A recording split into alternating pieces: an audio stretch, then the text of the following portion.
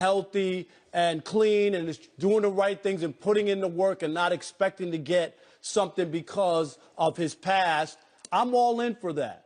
And all we need to do is look on that same team that had Johnny Manziel, the Cleveland Browns, and there's a guy named Josh Gordon playing there right now who I think failed more tests than I did at Southern Connecticut. I mean, he's had drugs, alcohol, all kinds of issues. He's playing in the NFL. By the way, Johnny and Josh lived together for 6 months here in West Hollywood about a year and a half ago. But go ahead. Oh, yeah. But one guy's still in the league. You're right. Because he can play. So all I'm saying is Johnny Manziel deserves that. It's a redemption thing. He has to prove to people that he has changed his ways. He's not that guy. He's not going to slip up. He's not going to take the opportunity take advantage of another opportunity. But you know this in your league. So many guys, what do they call the National Football League, the National NFL, National Felon League. There's so many guys who have done so many bad things who are still playing football. So I believe Johnny Manziel, if he can, stay healthy, stay clean, deserves that chance. And you're right. The other thing about the NFL that I don't like is that it's not about everybody getting a second chance. And they shouldn't take the people who protested and use them and not allow them to work and get a job. Because those guys are viewed in a more negative light than, say, somebody that abused an animal or abused a woman or got a DUI or were arrested for, we've seen people that literally kill somebody, charged, and come back and play in the NFL. And then the guy gets another DUI and still plays in the league again. So we've seen things like this happen. And the problem that I have, we saying we deserve a second chance. Well, Colin Kaepernick doesn't deserve a second chance. Hell, he only his first one because he ain't do anything. So what he did had nothing to do. But I agree with you. I have no problem. If Johnny's clean, if Johnny can do the job, give him an opportunity. I got no problem with that. My thing is that we've heard him say this before. We've heard other guys say this before. And for some reason, they just can't keep it clean. But, hey, I give him a second chance. Hey, he messed up. He did what he did in Cleveland. I thought that was a bad fit. He was very immature, but you knew that coming in. And the problem that I have with guys like Johnny is that they don't realize the effect or the harm that they do to the coaches, because his behavior because he wasn't what he was supposed to be, cost people their jobs. If you want to get out there and act a fool on your time, okay, do that. Because then you don't do anything but you do damage to a lot of other lives. Right.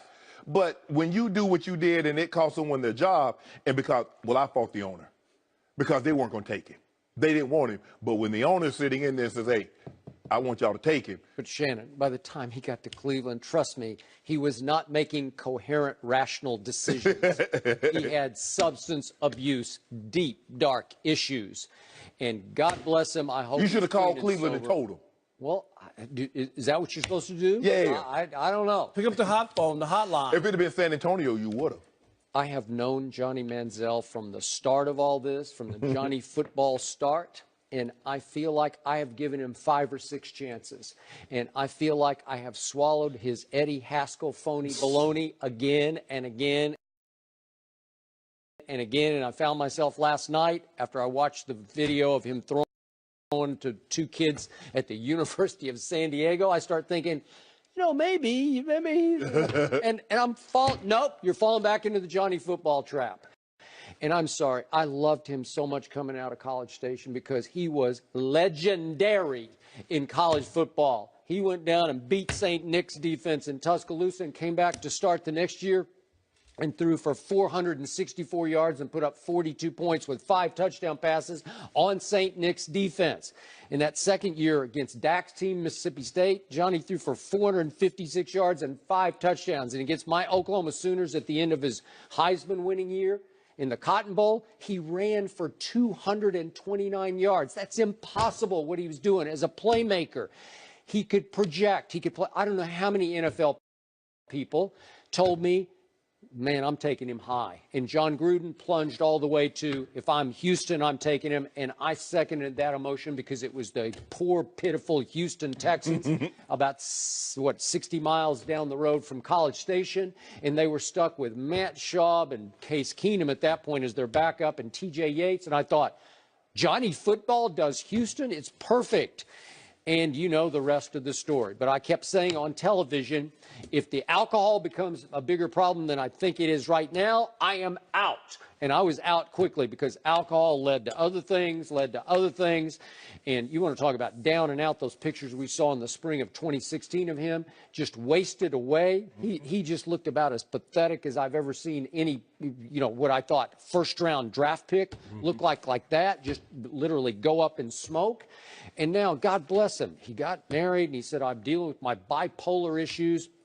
And the judge dropped the charges of domestic violence because he went through the anger management, blah, blah, blah. And then he went through a substance abuse NFL sanction program and he went to rehab and supposedly he's cleared. I'm still not sure that the commissioner has cleared him completely to play in the National Football League. But I think you have to, I think even when they suspend you, they can test you up to 10 times a month. He got suspended, quote unquote, for 4 games of a season he didn't play. Exactly. Right. Yeah. So that would probably kick in if he were to lose. He would have to. My thing is, Johnny Manziel ability is what it is. I don't believe he's gotten any better. I don't see how you get better without playing. How do you not get worse? Exactly. For 2 years. You know what happens when you don't play for 2 years? It's just like with any skill. Yeah. I mean, even doctors have to go get refresher courses. No matter what you do, you go back and get refresher courses. Yep. But he's the exact same height at the combine. He is. And so this is about off the field skill. Yep. This is what this is about. Now, he says he's changed his behavior. Okay.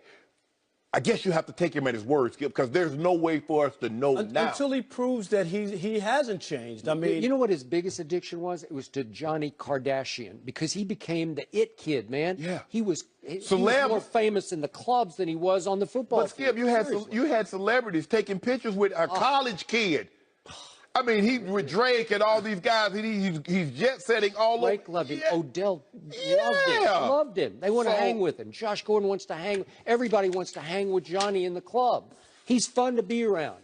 But can you see where he would be like looking at the Josh Gordon situation and going, Josh has been through the ringer and failed multiple tests.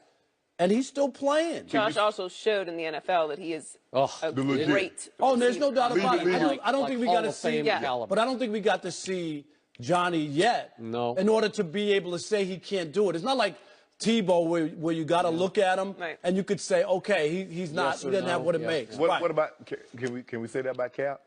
I'm with you on the Cap. What are we going to say about him? Nothing. Cap. Well, yeah, I mean, we all agree with that. I very much agree with second chances and believe in them wholeheartedly. It's just very hard to champion for a second chance in this situation when you've got Colin Kaepernick, who's far more proven than Johnny Manziel, not even getting meetings, and then you've got Eric Reed, who's proven himself as well without a job. So it's like. And Skip, you know better than anybody.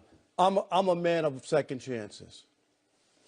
You are. Yes, I am. Yes, sir. And I'm very happy for a second chance. And you take that second chance and you can run with it when people give you that opportunity. That's true. You got Rob, thanks for joining us. Congrats again on the radio show. That's right. People listen. This ain't no Kumbaya moment for me. Fox Sports Radio, Sundays, me and Chris Broussard, 6 to 9 p.m. Eastern on Fox Sports Radio or the iHeartRadio app. Perfect. Will the Eagles run away with the NFC East? I can't reach over there, Rob. Come on. Give me some.